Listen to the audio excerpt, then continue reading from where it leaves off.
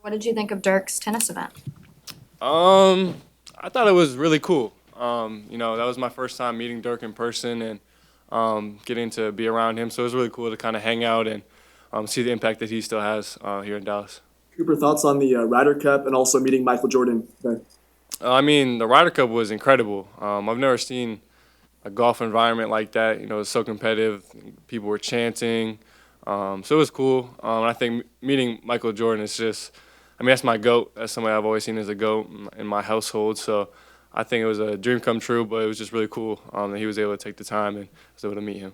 What are your expectations for yourself going into your rookie year, and how have you and Jason Kidd communicated about what your role is going to look like as you go through your rookie year here? Yeah, expectations wise for myself, I think it's just about being myself, really, just going through it and not changing for anybody. Obviously, impacting the game in a lot of different ways and doing everything I can to, impact winning at a high level. But I think as far as J Kidd and me have talked about, it's just being versatile. We have a bunch of guys that can do a lot of different things, so just utilizing that to our advantage. And it doesn't really matter who gets it off the rim, just get it and go and push it and initiate offense. And obviously, that's something that he talked about before Summer League and, putting the ball in my hands and letting me bring it up. So I think just those sort of things are just being versatile and using that to our advantage. Expect to do a lot of that as far as the ball handling responsibilities as Kyrie works his way back, D'Angelo being acclimated to the team as well. Do you expect to do a lot of that ball handling this year? I don't know if it will be a lot of that, but I think kind of like I said, like between three or four different guys in the court at all times, if we were getting a stop and just getting off the rim and going. Between me, PJ, Max, AD, like all of us can bring it up and initiate the offense, and so that's what we've talked about a lot, and just kind of letting that happen organically. Have a What rare are you looking forward opportunity. to the most as you get ready to start your rookie season? Yeah, I think I'm just looking forward to the journey. Just starting it off, we have an incredible group of guys on this team, and everybody's been great so far. So I'm just excited to really start the journey and start getting back to competing and trying to win. Any goals, in particular goals, individual? Yeah, I think there's always goals. Obviously, I would like to be the rookie of the year and those sort of individual goals. As a team, obviously, I just want a lot of success, a lot of wins. We obviously want to win a championship, so that's a big thing. But I think, kind of like I said earlier, just being myself. If I can stay true to who I am and what got me here, I think that any of the personal goals and things like that will kind of work themselves out. You have a rare opportunity to join, future Hall of Fame vets, but also guys that were in your shoes, Kyrie and AD, first overall pick. So what's that relationship like been with you? Yeah, it's been cool. Obviously, some of the best vets in the league right now, some of the most experienced guys. So I think just having this opportunity to learn from them and as we've grown closer and being able to spend time around each other and get on the court, it's been really good for me to just learn so much from them and try and pick their brains and see kind of how they see things on the court.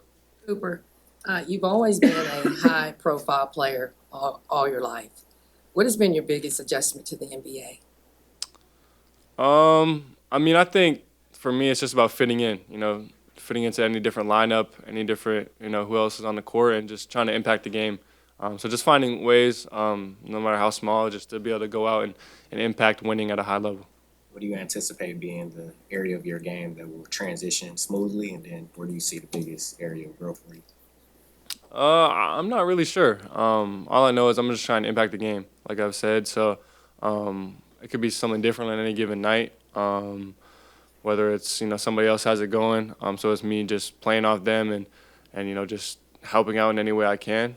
Whether it's defensively, just being versatile, trying to guard a lot of different positions and tipping a lot of balls and just getting deflections and things like that. So I don't really know exactly what it would be, but I'm just gonna try and impact the game in a lot of different ways.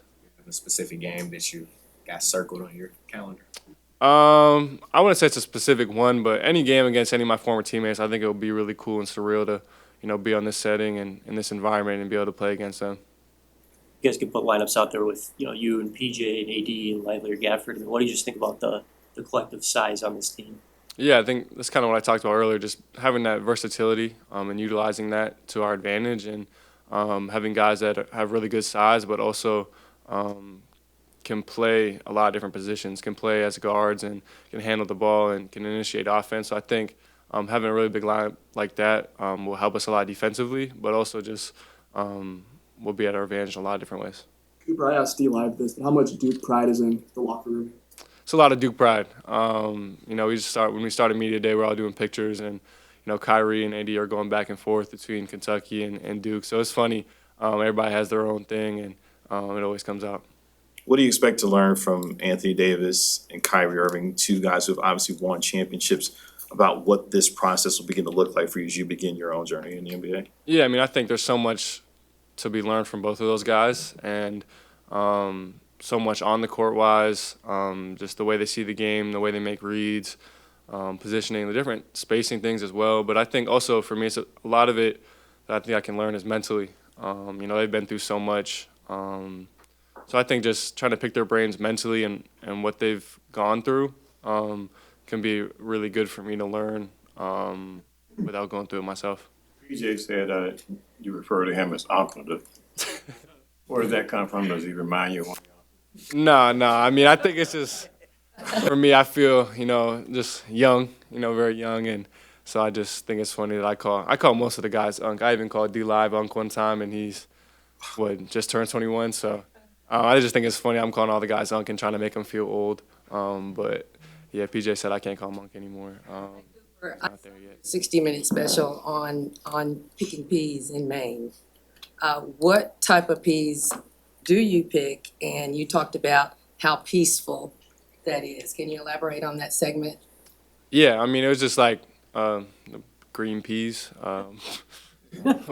types of peas. But yeah, it was just peas. It's a local farm, and just in the summer, I think it helped build work ethic, honestly, and just a lot of my friends got into it, and we were all just doing it in the summer. In the summer, we wake up early in the morning, go out, get a basket, and 4 or 5 hours in a row just out in the sun, picking peas, making a little bit of money. But I think it's more just about the mental toughness that it helped to build for all of us, and the camaraderie of just it was our basketball team as well. Like our high school team, we'd all do it together in the summer, and so I think that was a way that we all kind of bonded and went through some hardships, and then obviously it helped us on the court as well, having gone through something like that. But I think it was just cool for me to be able to do something like that and get that experience.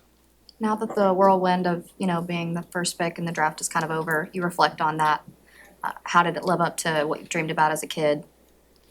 I mean, it's surreal. I don't know if it will ever set in or like those moments will ever feel real, but I mean, I'm so grateful. I'm so blessed. It was such an incredible opportunity and experience for me to go through that with my family and my loved ones, having them right there with me every step of the way. So it was just really incredible, and it was an incredible couple of months.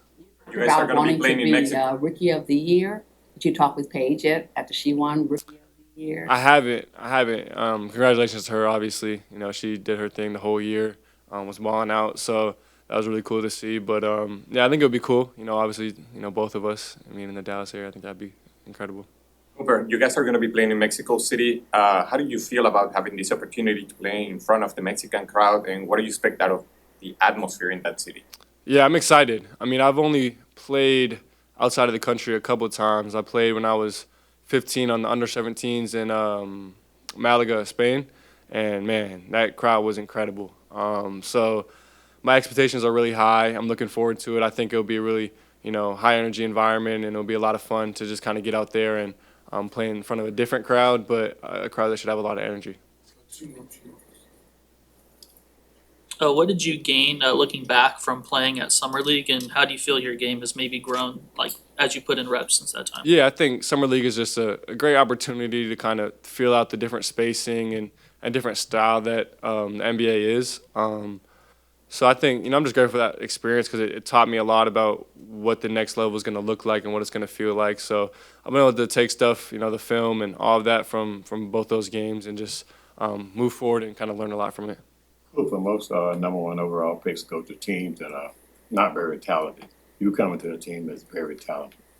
From that perspective, what changes from your viewpoint? Yeah, it's something that I've said ever since the draft, and it's just feeling blessed. We have an incredible team, incredible guys, great vets who have, so much experience and can teach all of us young guys a lot, but then a lot of young guys as well who are really talented and are ready to kind of win now. So it's a different opportunity that I've been presented with, and I'm just really excited to, start the journey and really have a really talented team that can have success.